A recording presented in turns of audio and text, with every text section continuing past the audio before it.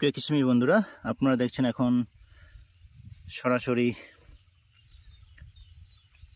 মাটির কথা সোনার ফসল চ্যানেল থেকে।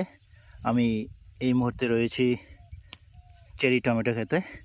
এই দেখুন ফলগুলো ছোট ছোট এবং পেকে লাল হয়েছে, অসাধারণ দেখতে।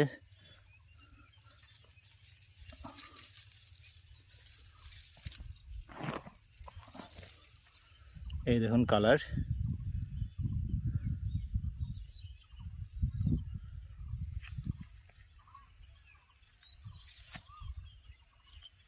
এটা রেড কালার, আরেকটা রয়েছে ইয়েলো কালার। আমি দেখানো ইয়েলো কালার।